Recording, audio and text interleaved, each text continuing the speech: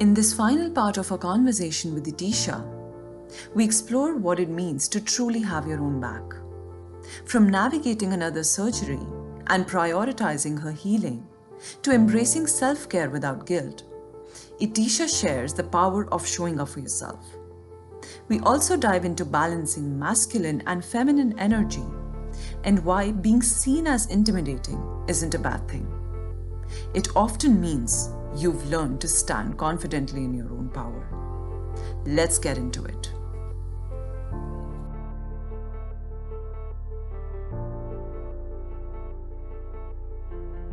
But when you've given your all, then it's really the universe. Yeah, absolutely. So this is a little background about me. I'm just going to make it very quick. And now that you mentioned this, I feel like I have to say this. Yeah. So I was a student at McGill. I took the business management course here. Wow. I studied for 2 years at McGill. And when I started, I was on fire. I was like, oh my God, I'm going to McGill in my 20s, early 20s. Superpower, yeah. You know, so amazing. But then when I started studying, I just felt extremely, I don't want to use the word dumb.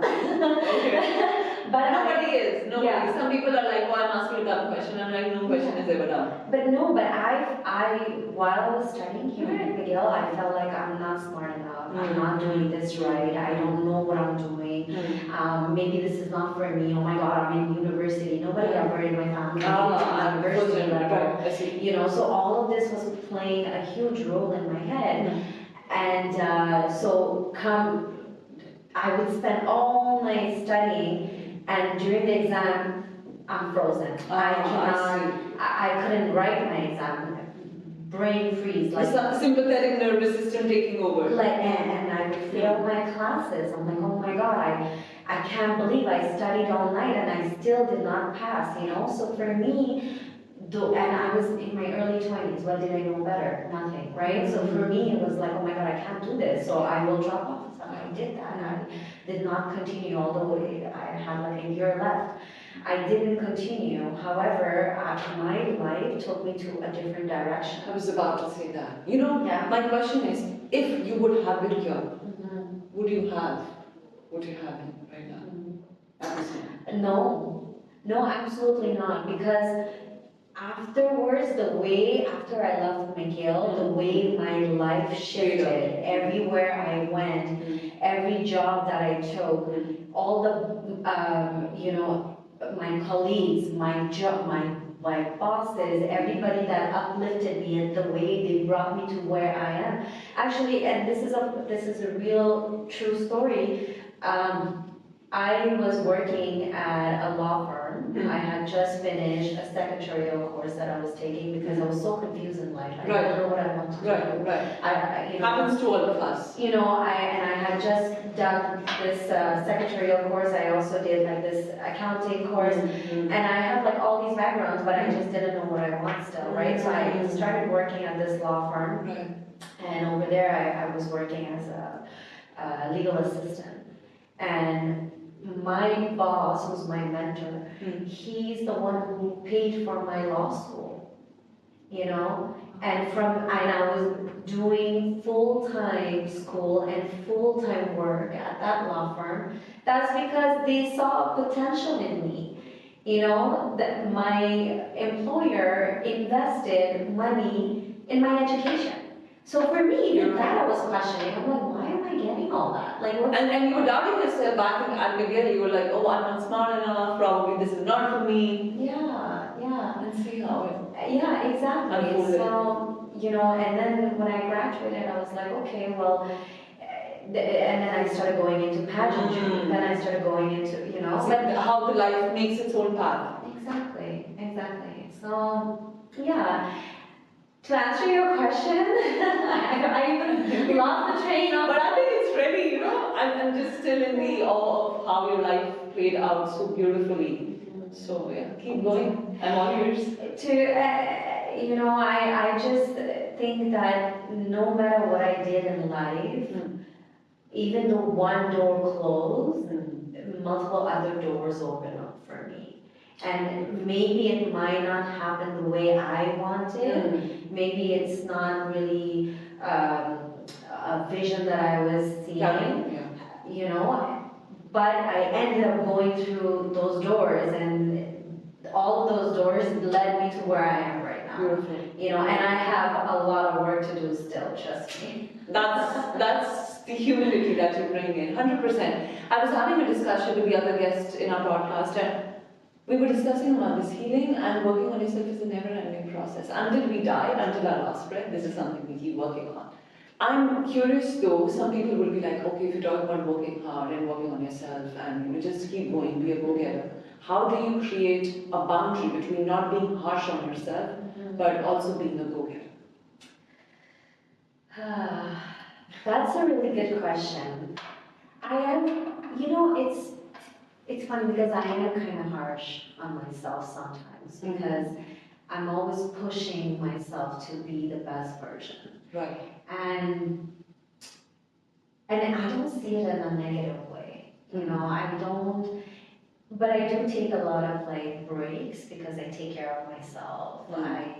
I'll go get a massage, I'll go get a facial, I'll like pamper myself, just, you know, this is like me self-soothing, you know, Right, when I'm right. too harsh on myself, I'm saying, okay, you deserve. Right, you deserve a break or you right deserve now. yeah.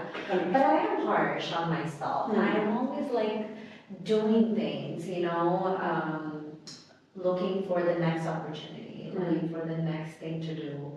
And in my life, I think up until now, my behavior, my way of functioning with myself has led me where I am right now.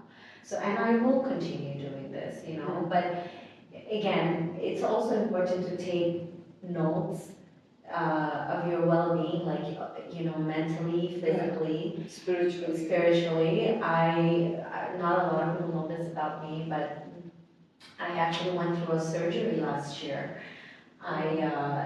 I had one of my ovaries removed because I had a cyst on one of my ovaries. Yes, thank you. And it was almost cancerous.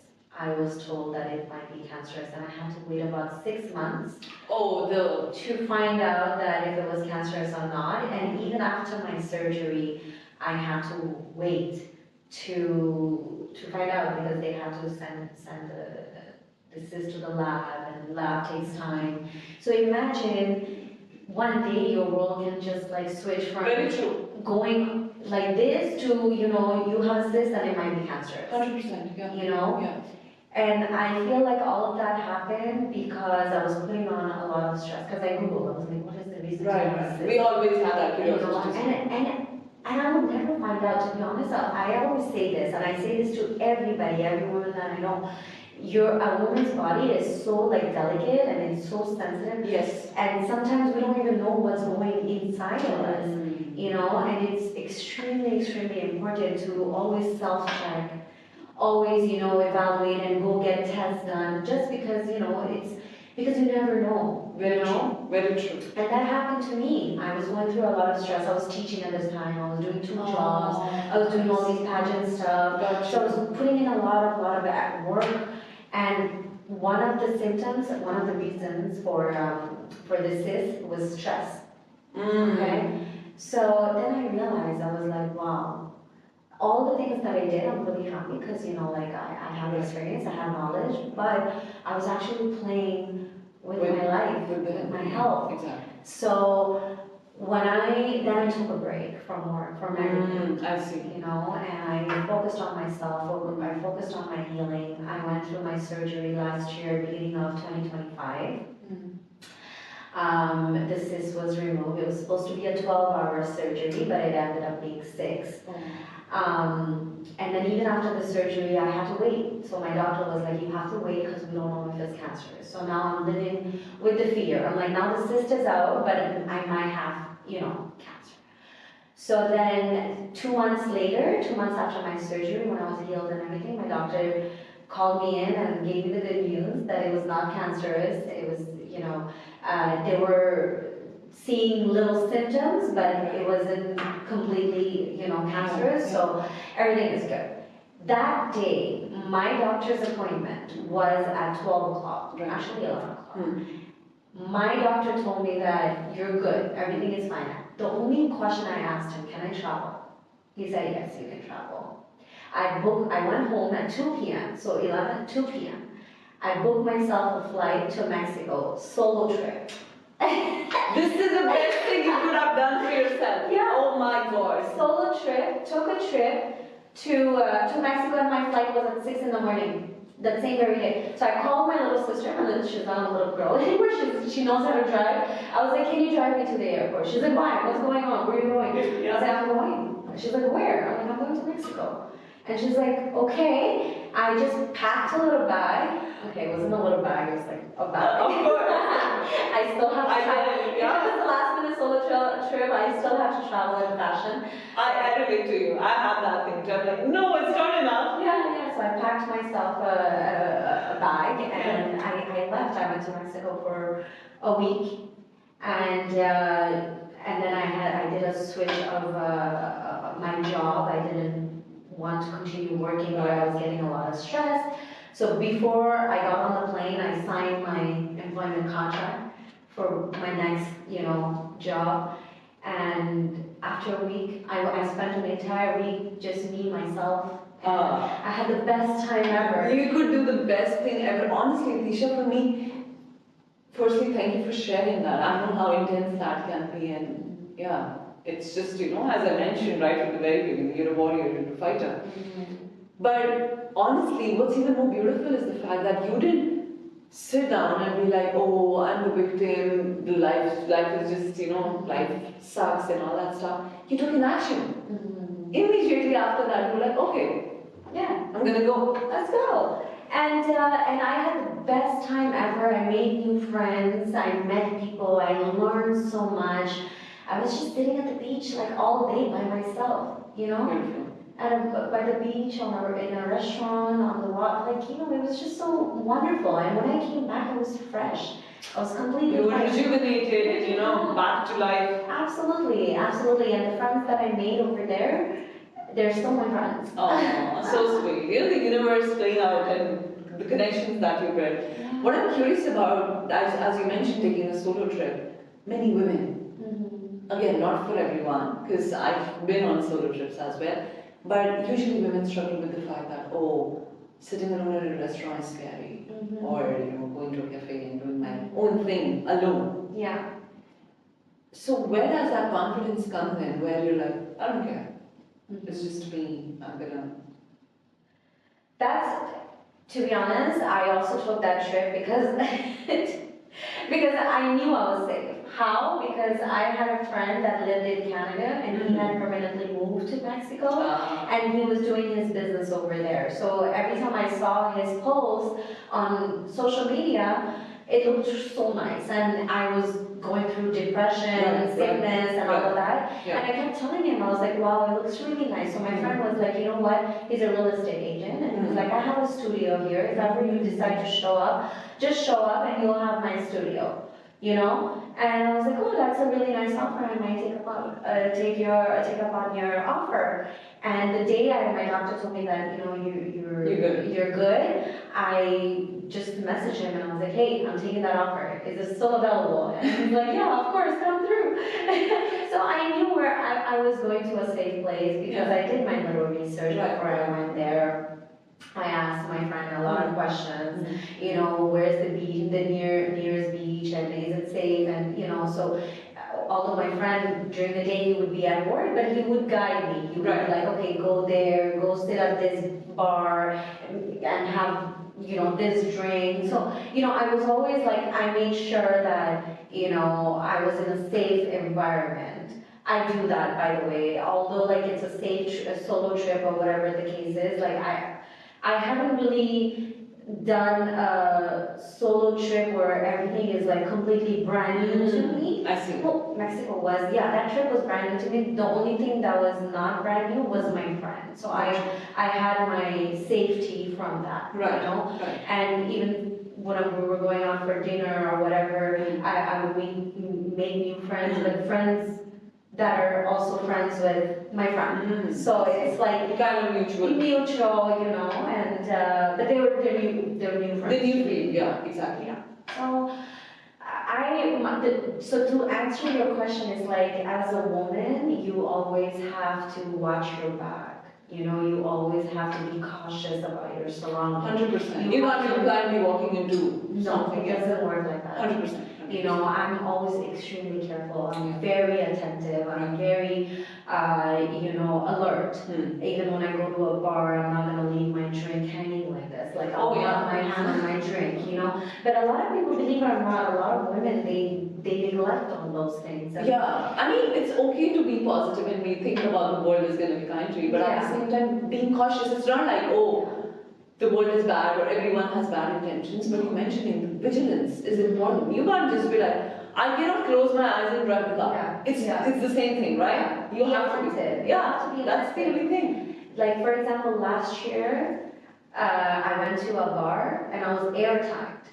Somebody, put an air tag in my car. Now, up until now, I don't know where. Was it in my car or was it in my purse? And at the time, a lot of videos were going viral about air tag. A lot of human trafficking was happening. Car stealing was happening with the air tag, right? So I get in my car and I get a notification on my phone saying you've been detected with an air tag.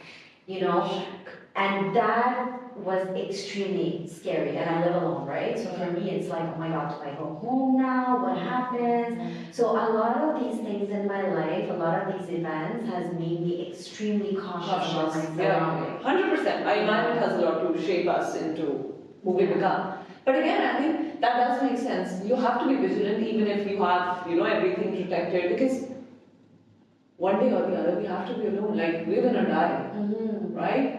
Everyone comes here alone. Of course, we spend our time with other people. We have that journey. But at the end of the day, it's you. You're gonna have your back. Yeah, and no one else kind of will have your back more than you. 100%. Even if we think, oh, I have the best person in the world with me, trust me or not, one day or the other, they intentionally or unintentionally will disappoint.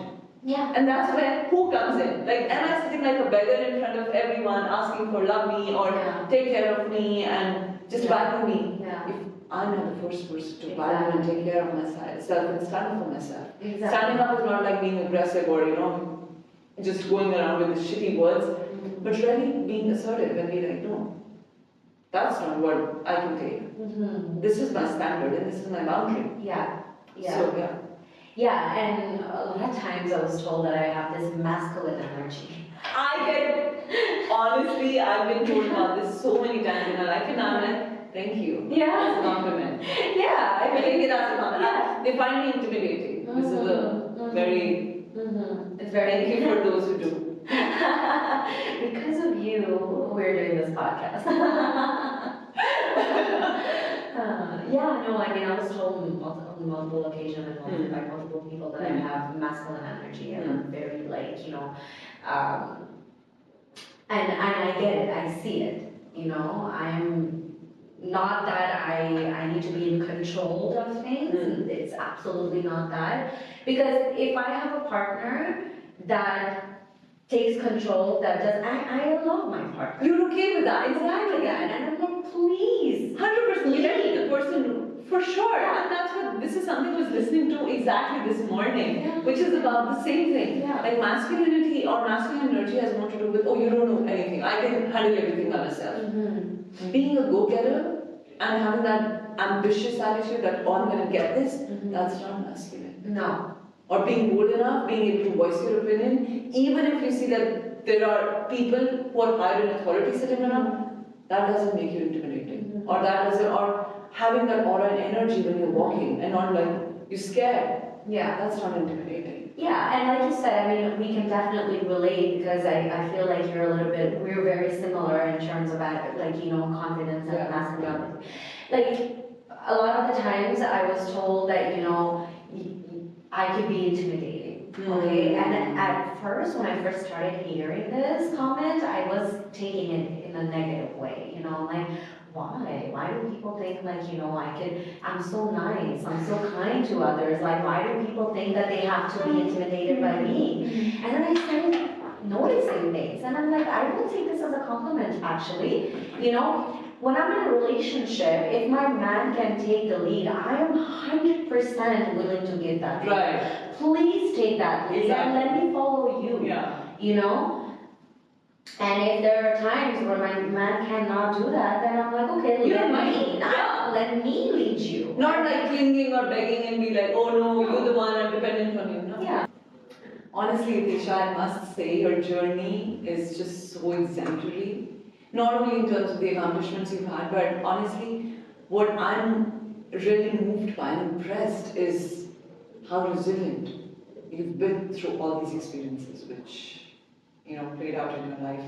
And again, I love this mention of gratitude that really has to be the essential part of our life. We think, oh, gratitude is a luxury concept and it's for people who are spiritually elevated. That's a necessity now. And just wondering if you have to give that advice to people, although our focus is more on confidence and on not giving up. But even also tying it back to the other podcast that I did the other day on gratitude, what is your one piece of advice for women specifically when it comes to gratitude? How can they incorporate this in their daily lives? Even if they say, oh, I'm very occupied, I don't have time, this and that. What would you say for them? Yeah, listen, I'm just going to say what I do. Because for me, it's like I don't really have, I don't give advice. I don't have something to tell you, like, okay, you must do this, you must do that. I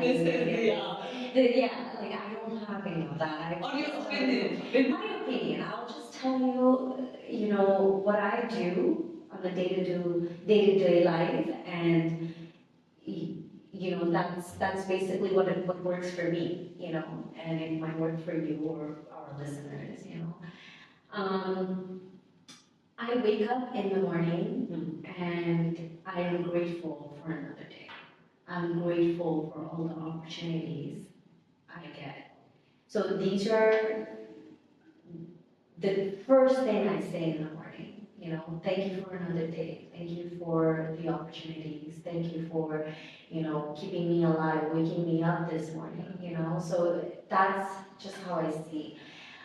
Also, not every day is the same, some days will rain, some days will have sunshine, right? But the days that rains, we still need to be very mindful of the fact that, okay, it's raining today, it is not a happy day, because nobody likes the rain, because of rain and gray and whatever, but also try to see the beauty in that rain. Right. If you can just see the beauty in everything, I think, so far it's been working for me and it works, and trust me, some days doesn't work, because no matter how motivated I am, no matter how much gratitude I give every day, some days I'm just like, I'm not feeling it today. 100%, 100%. And that's a part of being human. Yeah, but that's okay, right? That's okay, it's okay. I take that day, I just tell myself, like, I need a day today.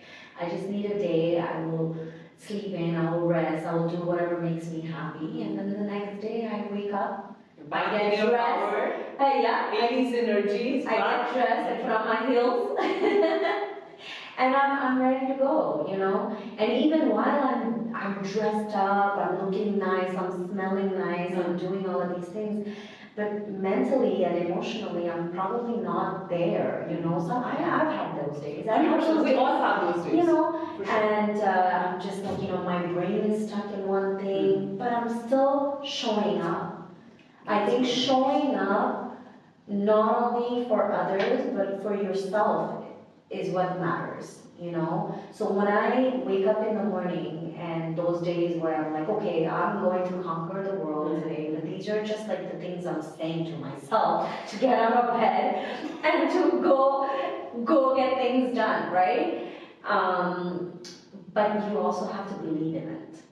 I think that's the trick. You have to believe in it. You have to, just tell yourself that, yeah, although I'm going through this hard moment in my life, things are happening. And for me, the hardest time in my life, I think it was last year during my surgery, like I was telling you earlier.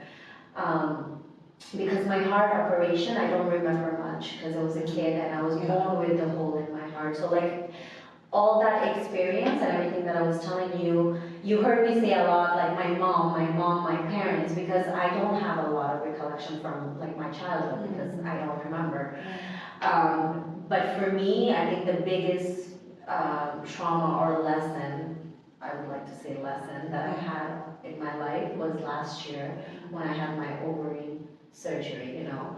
That for me was like awakening. That for me was a huge lesson of my life.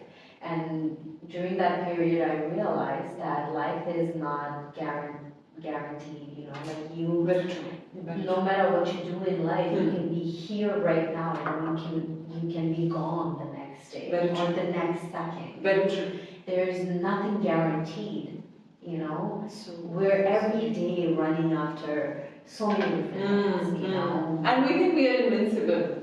Yeah, there's that too. You know, we're running every single day. We're running after money. We're running after fame. We're running after grades. We're running after so many different things in life. Yeah. You know, that we sometimes forget to take a moment and just acknowledge and just feel yourself. Be present. I think that's what I'm really working on lately, like to be present. Beautiful. No matter what I do, I just keep reminding myself, like be present. And sometimes I'm touching my hands a lot. I don't know if you notice. I'm like somehow like scratching or pinching myself. This is a reminder that I'm here. Because I get lost sometimes in my thoughts. You know, sometimes when I'm talking too much or sometimes when I'm, you know, doing these things, I forget that I'm here, you know, I'm in this moment. So for me to remind myself is feeling myself, like I'm here, I can feel myself. That's a very good way actually. I can try doing the same when I'm lost. Yeah. Pinch yourself, you here. Yeah. So that's something that's a trick that I use. So, to be honest, it's all about how you see yourself and don't let other people tell you otherwise. Define you, or just keep doing what you love doing and just go after it, run after it. And sometimes in life, you're not gonna get what you love. Very true, 100%. And that's okay, because look, you know, like I gave you my example about the title and the crown and running after the crown. And I'm like sitting here with another crown. I really wanted the crown. So I've done 3 trials before I got another trial. That's where the key lies. And people are like, oh, it's just, you know, things work out in other person's favor. No, there are rejections. And a couple of times it's many rejections, and after that is the winning phase. Because, I mean, it could be so easy for someone to think like, oh, she got 1 crown and then now she got another crown. But that's what they are seeing. Yeah. But they did not see my hard work, right? Exactly. Because they did not see how many trials, rejections, you've been through failures. Yeah. How hard work I had to put in, because pageantry is not easy. 100%. It's a lot of hard work. Very true. Yeah. So I think, Itisha, honestly, I don't know about the audience, but I honestly felt the presence Itisha had today was like a queen energy with that warrior spirit. It was just so beautiful to be in your presence and to be with you to discuss about this, and I'm so privileged once again to have you discuss, share your deepest, you know, things, stories, advice, or as she says, opinion, not advice. So thank you so much once again, Itisha, and I look forward to connecting with you on other occasions, but it was lovely having you on our podcast. Thank you so much, and I would like to also add, thank you so much for having me. Thank you for giving me the chance to talk. Thank you for, you know, inviting me and, you know. Honestly, I know one is the universe. It's the universe which allows us. Thank you. Thank you for your wonderful presence. And that's our wrap up on our conversation with Itisha. Thank you for sharing your inspiring journey of resilience, self-love, and unapologetically owning your power. And a huge congratulations on being crowned Miss International World Canada 2026. Thank you all for listening, and stay tuned because up next, we'll be joined by a renowned global personality whose passion and purpose are deeply rooted in empowering women around the world.